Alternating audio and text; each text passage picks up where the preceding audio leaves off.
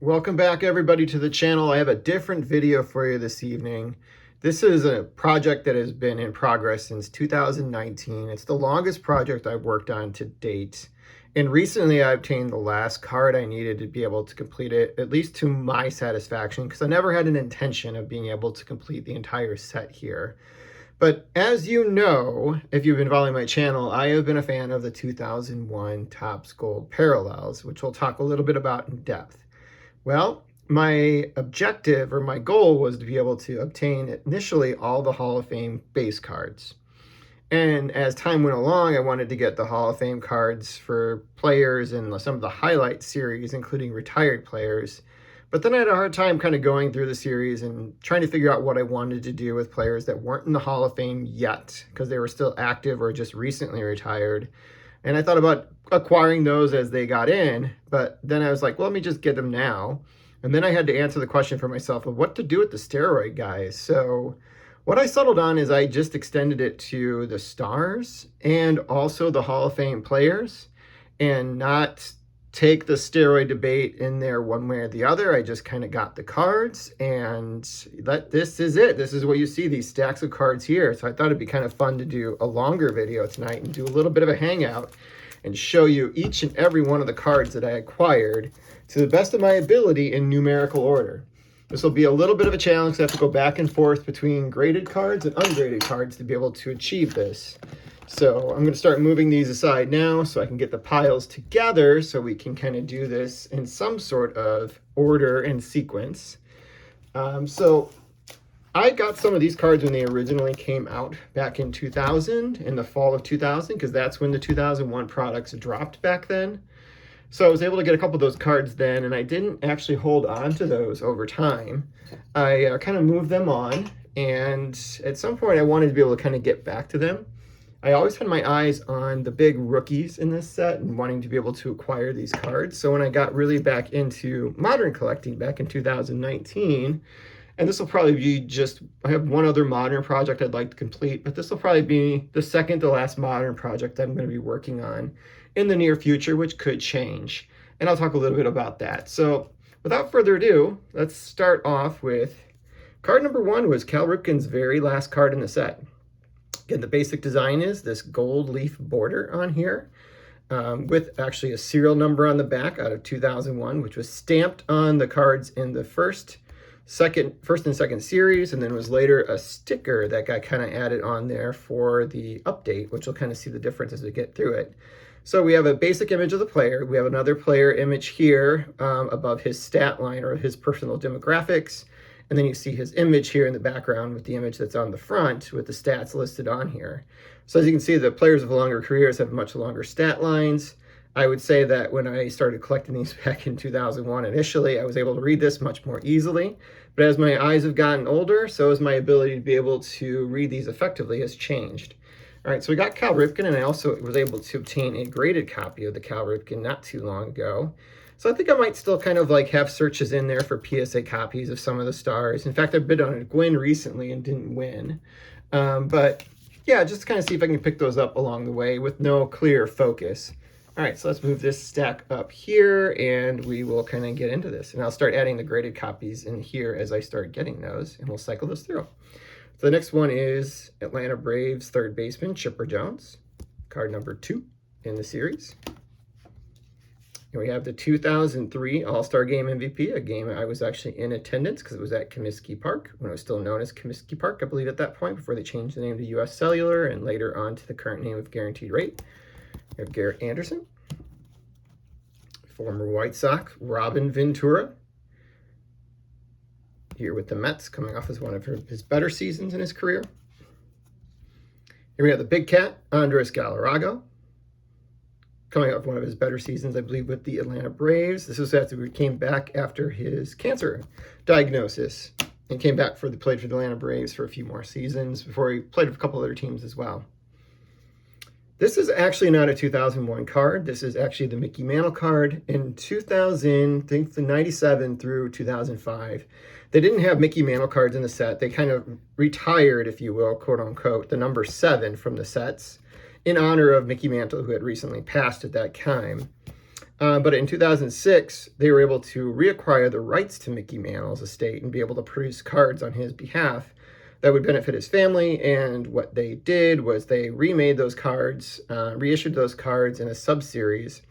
They had them actually match the cards for those subsets, but what they did with the 2001 and some of the other recent sets since then, they added a gold version of this one. So this one's actually numbered out of 577 for the Mickey Mantle card. So I picked that one up to go with it, even though it wasn't released in 2001, but I thought it was kind of interesting to add that card in. And in my set, I have the green version that goes with the base card. Here we got Jim Thome, also played for my White Sox, from Peoria, which is actually where I was born too. Juan Gonzalez with the Detroit Tigers. Juan Gon right there. Paul O'Neill. This was his very last season with the Yankees before he retired. Former batting champ and I believe a 5-time World Series champion because he also was on the '90 Reds. Mike Bucina with the Baltimore Orioles. You'll see him again featured later in a Yankees uniform. Card number 33. Mark McGwire. Now, this card was actually sneaky expensive. It's one of the more expensive base cards in the set. There's a lot of collectors out there that want Mark McGwire cards from this era, so that's part of it. Also, there are collectors of this set, and those people will compete pretty aggressively for some of the cards they need to be able to get certain player runs in here, which is what I've kind of found out, especially if there's graded options of these, and if they're in higher grade. So this one was actually sneakily expensive. It was pushing around like $50, which was more than I kind of expected, which kind of gets me to some of the pros and cons in doing this. But first, let's look at this beautiful Pedro Martinez, which is one of my favorite images in the set. And there was nobody better on the mound during this era than Pedro Martinez, in my opinion. One of the most dominant pitchers of all time, kind of right up there with Sandy Koufax's era of dominance, in my humble baseball opinion. Jose Canseco with the New York Yankees, former MVP. Torrey Hunter used to tear up my White Sox when he beat on these Minnesota Twins. Speaking of White Sox, here's Carlos Lee, part of the 2000 playoff team. This was coming right off a playoff season for them. So one of the pros of being able to collect these here is Randy Johnson. Really cool card here from the Diamondbacks. Obviously the World Series champions in 2001 as they beat the Yankees and stopped their run at that point. Was when doing cards from 2001, those cards were over 20 years old almost by the time I started collecting this, and actually were as I continued to be able to do it. So some of these players were deep in people's collections. So you didn't see them come up for auction very often. And when you would, sometimes it would be buy it now, so some of the prices weren't exactly what I'd hoped to pay for them. But sometimes when they would come up, there'd be like a lot of activity around trying to get the cards, such as the Mark McGwire. So you might wait months and months and months again if you didn't win one to be able to see another copy of it. That was my experience buying the Mark McGwire card. So there's one other one here. I almost had to wait a year to be able to get again once I lost the first auction. Here's Harold Baines. So it's not really a project I would want to aggressively pursue again. If I were to recommend anybody doing this, would to be trying to get a more recent product and pick a parallel you like to be able to do it, because there's just a bigger market for those out there. People are trying to sell those. People are acquiring them, so they move in and out of hands pretty quickly. These cards, they're in people's collections. They don't even remember they have them, or they are holding onto them really tightly because they intentionally wanted to get these cards. So they're not moving. Here's Manny Ramirez with the Cleveland Indians. Also played briefly for my White Sox, card number 90. Here's one of my favorite players from the era, probably is my favorite player from the era, Derek Jeter. It's an SGC8. One of my favorite graded cards here so far. Here's also an ungraded version of the Derek Jeter. Maybe not the best image of him, but I do like Derek Jeter. And get another drink of water here. Here's a fun one, Ricky Henderson, coming off a season with Seattle Mariners, where they helped them to the playoffs that year. And again, beat my White Sox in the playoff series in 2000, one of which I attended. Fred McGriff with the Tampa Bay Rays, this time known as the Devil Rays.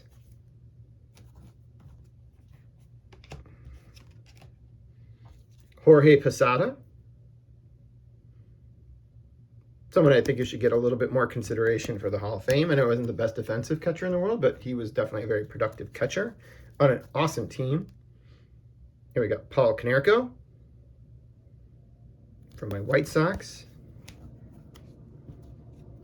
Former MVP Ken Caminiti, who kind of started the whole backlash about steroids in baseball when he had his SI article later on in this, I believe this very season or the very next one. It's when he came out about using steroids in baseball. I think it actually was in 2002. There's Ken Caminiti. Big Papi, David Ortiz. This is one, is for example, like, because these cards don't come out of people's collections very often, when they do, sometimes there's crazy prices for them. So I saw like a PSA 7 for this going for like well over $100. Nobody was buying it at that price. It was a buy it now. But I think I got this card ungraded for maybe $6. But once it got in the Hall of Fame, it went up more. So I don't even know how much this would actually go to if I put it to auction, which I have no intention of doing. So we got David Ortiz. A lot of these pictures are taken like in spring training. So you see some of the images like that. So like Minnesota in their home unis, but they were outdoors. So they had to be spring training at this point because they still played in the Metrodome. We got Johnny Damon with the Royals. Former hero with the Red Sox. Gary Sheffield, one of his mini teams. This is where he is with the Dodgers at Wrigley Field. Cool card there. There's Tom Glavine.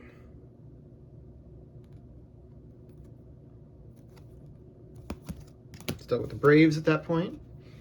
Here's big-time postseason pitcher for the Cardinals, Chris Carpenter, in their 2 World Series they got during this era. This time with the Toronto Blue Jays. They had quite a rotation there for a little while. They had Carpenter, Holliday, and Roger Clemens at the same time. Ivan Rodriguez, still with the Rangers, former MVP. Carlos Delgado. I would like to see him get in the Hall of Fame at some point.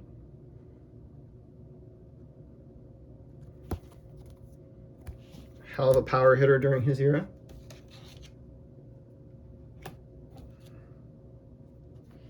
Speaking of Hall of Fame, Adrian Beltre, one of our newest Hall of Famers. Here he is still at the Dodgers.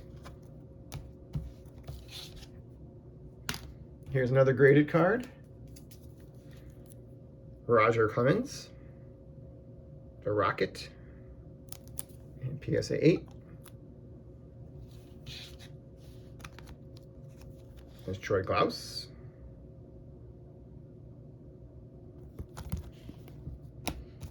It was fun putting this project together. My next modern project is actually trying to do the 2005 White Sox. Not the gold cards, but actually by this time they had the black parallels, which have an entirely black border, which just works so well with their uniforms. And it was their World Series team. And there's really only one really, really expensive one on there. So I might be able to do pretty well by trying to be able to acquire those at a reasonable cost. And I have a couple already. So that one I'll be very excited to share as I start putting that one together too. Here we got Roy Halladay, speaking of him. Okay, on to our second stack here. Second of 4. You can believe that. Barry Larkin, still an active player during this time. What's really cool about this set, and this is probably true of any era in baseball, there's players that started their career, such as Rickey Henderson in the 1979. And then there's going to be a player in this set that gets featured twice that just ended his career. Actually, one that ended in 2022 and another just ended it last season in 2023. So that's like, what, 40 years of baseball is kind of represented somehow in this set, which I think is so damn cool. Pardon my language. Here we got Alex Rodriguez. Oh. Almost knocked all those over. I'll have to move that stack a little bit. It's getting too big heavy. Here we got Jason Giambi, 2000 MVP. In my opinion, robbed my Frank Thomas from winning that season because he was on steroids. Here's another graded card. This one is actually part of a larger purchase, so it's not a Star or Hall of Famer. It's Rusty Greer in a Beckett 8, but it was kind of a throw-in with another purchase I did. This one doesn't really fit on the stand all that well in its holder right now, so we will just pass on putting Rusty Greer up for now as a result of that. So put Rusty aside. I got Tony Gwynn.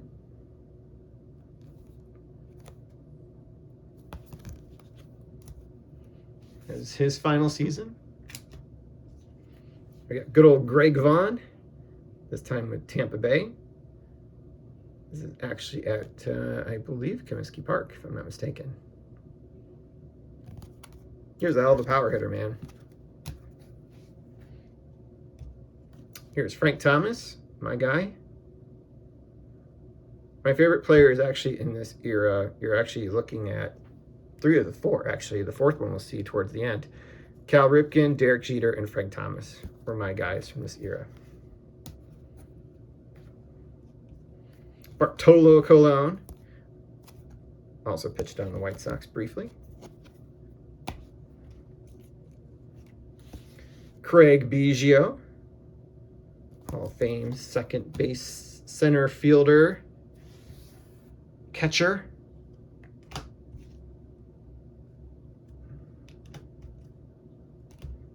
Here we go. We got Todd Helton, new Hall of Famer. We're going to get him to stick in this stand or not, but see if I can a little bit.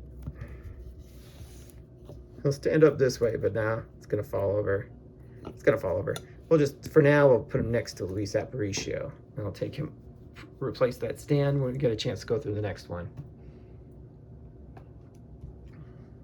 So the next one is a graded card too. It's Vladimir Guerrero. Amazing hitter during his era. So I'll put Vladdy over here. Starting to cycle through those guys now in the graded cards era.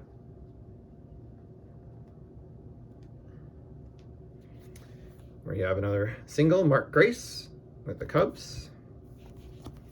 We'll see him later again. Joe Torre, Hall of Fame manager. Bobby Cox, Hall of Fame manager. Mike Scioscia, maybe future Hall of Fame manager. We'll see. He's worth a look. Same thing with this guy, Lou Piniella. Seattle Mariners. They had a huge season in 2001. We got Terry Francona, someone who actually did not finish the season. Larry Bowa replaced him because he was let go and actually won Manager of the Year in 2001. There's Terry. Tony La Russa, Hall of Fame manager. Here we got another graded card. Bruce Bochy. It's another Beckett case. It's not going to fit so well, so we'll put it off to the side here, but there's an 8.5.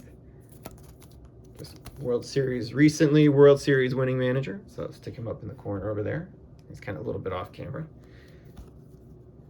Here we got Dusty Baker, World Series winning manager recently. All right, let's see what we got here. I'm gonna move this stack aside because it's getting pretty full. That'll put there. It's out of the way. Do that so it doesn't fall over.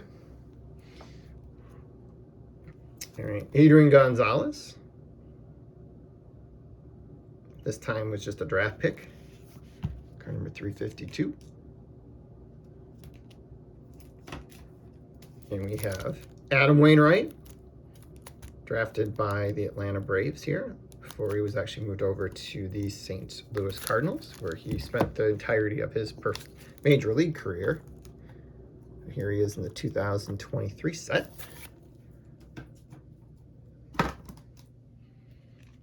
All right, I got Joe Creedy on there for my White Sox.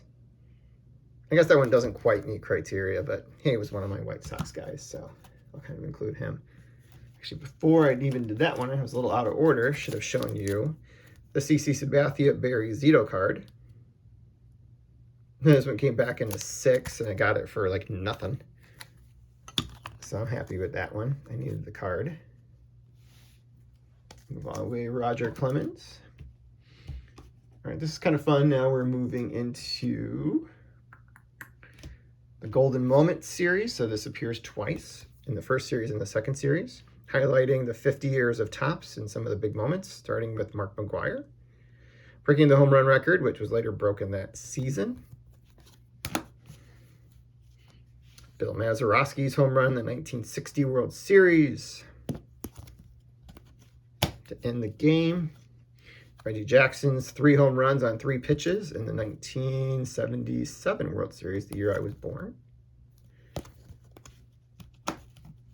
Cal Ripken breaking Lou Gehrig's streak. We were watching that live. Hank Aaron setting the home run record in 1974. Let's see where we're at now. All right, season highlights from the 2000 season. Ripken reached 3,000 hits. He's in there a few times in this set. Randy Johnson, what did he do that season? He reached 3,000 strikeouts.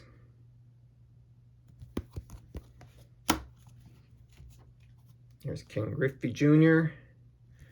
What did Junior do?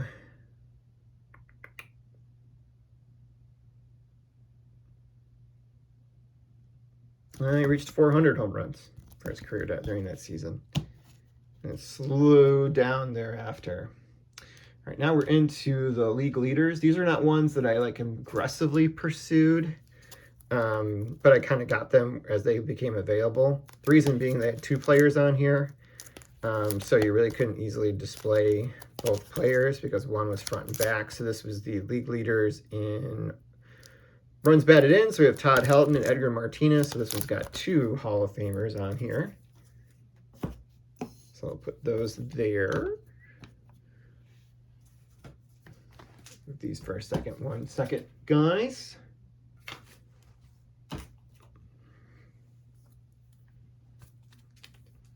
All right. Then our next one, we have batting average. We have Todd Helton and Nomar Garciaparra.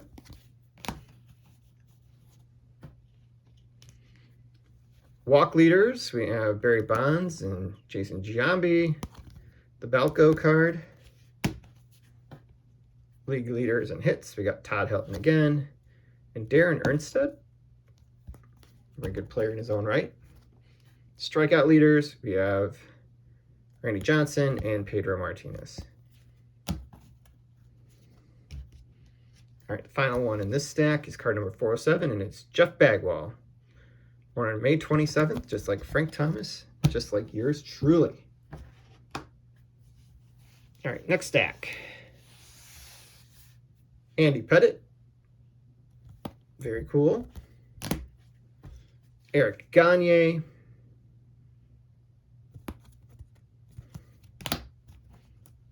Kenny Lofton. Also someone that spent a little time in Chicago. Billy Wagner. Someone who might get in the Hall of Fame next year. Was very close this year. Scott Rowland. Recent Hall of Famer. Lance Berkman. Very good slugger at the beginning of his career. Bobby Abreu. Very solid player during his career. Ray Durham. Very underappreciated second baseman during his era, I believe. There he is at Wrigley Field during an interleague game in 2000. I might have even been at that game. Went to most of the interleague games at that point. Pro League game, super expensive. Barry Bonds. This is one that could cost you a pretty penny. Matt Williams, Arizona. Alfonso Soriano at the beginning of his career. Steve Finley, great player during his era. Never a superstar, but very serviceable player throughout his career. Bernie Williams, one of my favorite Yankees during this era. El Duque, maybe not a star, but definitely was a big player, big-time player in the postseason for the Yankees. So he got a lot of attention and obviously was huge for one single moment with the 2005 White Sox World Series run. That's why I got that one. Here's another one of the White Sox players I really liked, Magglio Ordonez. Won a batting title later with Detroit after he moved over there. Jeff Kent. He's better to reporters, might have been in the Hall of Fame already. Maybe he'll get some consideration on veteran committees in the future. We will see. Mariano Rivera, the only unanimous first ballot Hall of Famer. A beautiful copy of this card, too. Mike Mussina, another Yankee. Here's the Yankees. He got acquired by them in the offseason. Curt Schilling. The Diamondbacks. Omar Vizquel. Someone else that played for my White Sox at some point. We seem to get all the old Indian players that were really good. Manny Ramirez. There he is, spring training with the Red Sox, the team that he became pretty famous for. Actually, I need to show you another graded card. Just one out of order. Ken Griffey Jr. I got this around my birthday last year. Really happy to get that into my collection, acquire that one. That's a big time card right there, is the Ken Griffey Jr. in my opinion.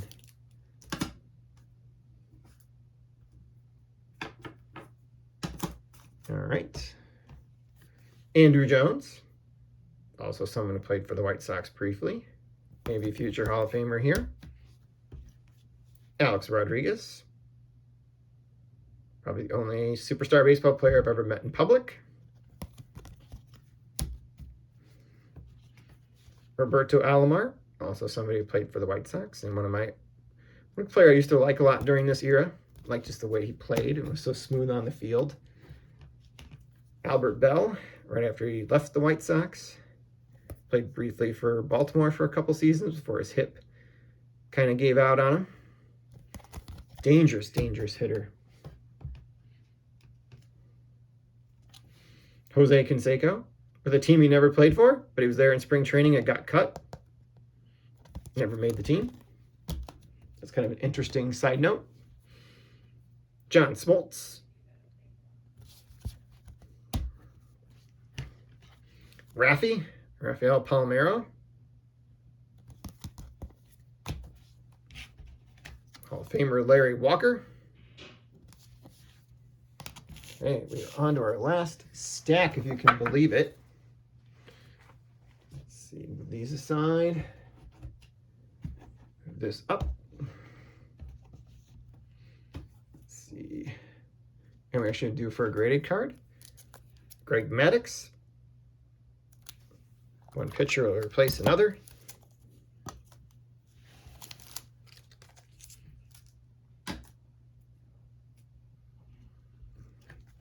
Trevor Hoffman. Nomar Garciaparra.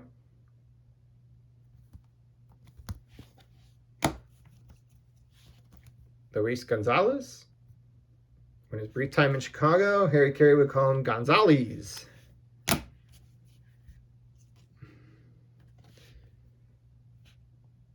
Edgar Martinez. Carlos Beltran, early in his career.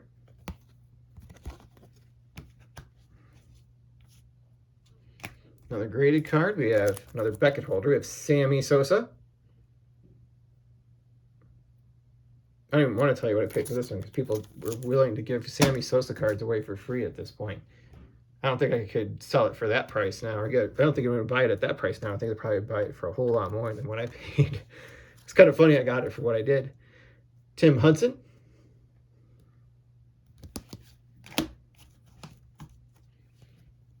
Jim Edmonds.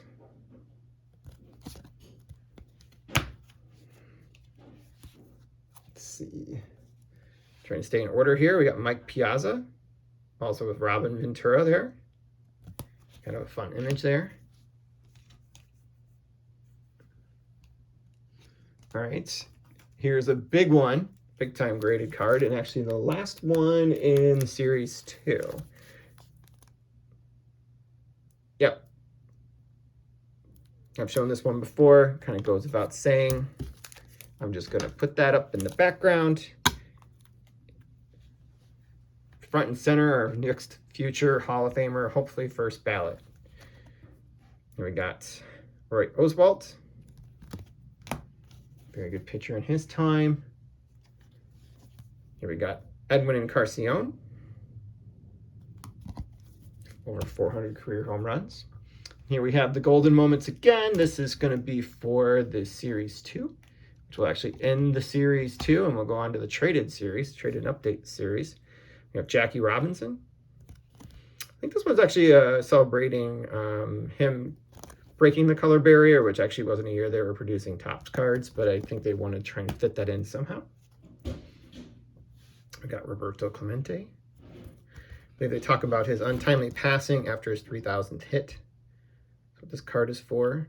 I like the black and white photos with the gold borders. I think those really kind of pop on those. Ronald Ryan is 7th no-hitter. Kind of a fun one there at the end.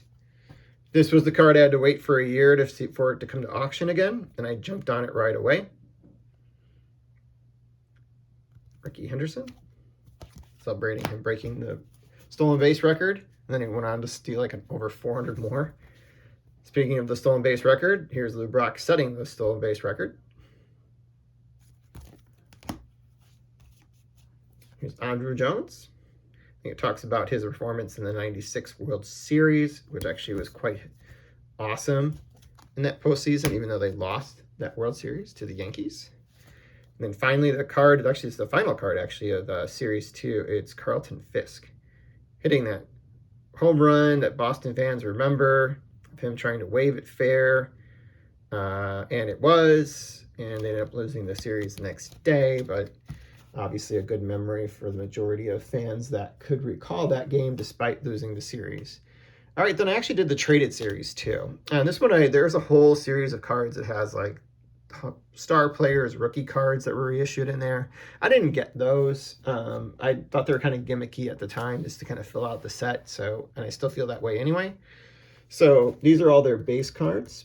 And these are all going to be base cards of guys that were either traded or were rookies brought up during that season. So here we got Galarraga with the Giants. Mark Grace with the Diamondbacks. Canseco for the White Sox. His second to last Topps card. He played for Montreal briefly the next year. Jimmy Rollins.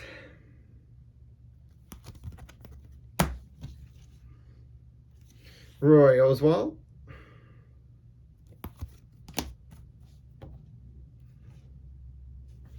Another Johnny Damon card. Got another rookie card or parallel card to share with you here. Yep, it's time. So we'll move this one aside. And we'll show you CC Sabathia. It's a fun one. In spring training there. All right, got a couple more here before we show that. Actually, it is time to show this one. This was my latest graded card acquisition for this. I got this over the holidays. The gold Ichiro Albert Pujols card. So there you go. There's my other favorite player from this era, and that would be Albert Pujols. Move him to the side. All right, that is card 177. All right, got Joe Creedy again. Again, that's just more me being a homer right there on that one. Juan Gonzalez. Actually, card should have come later, got a little bit out of order. I'll make it work. Josh Hamilton, former league MVP. Here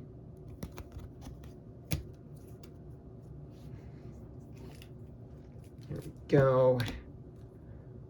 Jake Peavy. Also pitched for my White Sox. All right, and how about Ricky Henderson with the San Diego Padres and a good old HGA holder, which actually allowed me to get it really inexpensive, but it's in beautiful condition. That's definitely one buying the card, not so much the grade or the holder. All right. Justin Morneau, his rookie card for MVP and also played for the White Sox later in his career. Jose Reyes. And I have one more to show you guys. It is the Albert Pujols rookie card. And we'll move this one aside so they can be side by side. So that's it. So as I kind of mentioned throughout the video, kind of the pros and cons was, it was fun finally being able to complete this set and revisit one of the eras of baseball that I was a huge fan of, and that was the late 90s, early 2000s. It was fun finally acquiring these three massive rookie cards of Ichiro, Pujols, and the dual card of both in my collection, because those are ones I kind of had wanted to be able to acquire ever since they were released, and I did so over the course of the last year and a half. The cons was, it was hard kind of finding some of these items, and because I also waited so long, some of the prices on them started to really escalate, especially on the rookie cards of Pujols and Ichiro. There is still like one or two I have a search out for that I'd like to be able to acquire, but I otherwise am not actively hunting for these cards. Maybe I'll try and maybe do some PSA graded ones as they kind of come up of guys that I only have a ungraded copy of, but that's about it. Yeah, it's been a bit of a cathartic release being able to do this, but I really enjoyed being able to put this together, and I tried to debate several ways I wanted to do this video, and I thought at the end of the day, doing every little card kind of gave it its due justice for me, because every single card meant something to me as I was acquiring it, as I got closer and closer and closer to being able to finish a project that at one point I thought I would never be able to complete, because it took forever to find some of these cards. And I hope you guys enjoyed this, and I hope it inspired some people to be able to kind of try and figure out other ways of kind of collecting. So none of these cards in themselves are rare, for example, because they're all numbered out of 2000, but when you like put them all together and you have like all the Hall of Famers together and all the big rookies together, that kind of does make it a little bit more of a rare project. I'm sure there's other collectors of this set out there, and in fact I know that there are, but there's not like a ton of them. So to be able to have all these in one place kind of makes it unique and kind of makes it rare in a sense. So I know that Rick, Vintage All Ball Cards, just had a conversation about that in one of his videos, and I think this is also another way of kind of defining rare, is being able to acquire things like this, where maybe by itself, none of these items are rare, but together, and some of its parts kind of make it much more unique of an item and much more coveted. All right, well, have a great weekend. I know this was a long video. I'm sure a lot of people are going to tune out of it and scroll through it real quickly, but I hope you enjoyed it.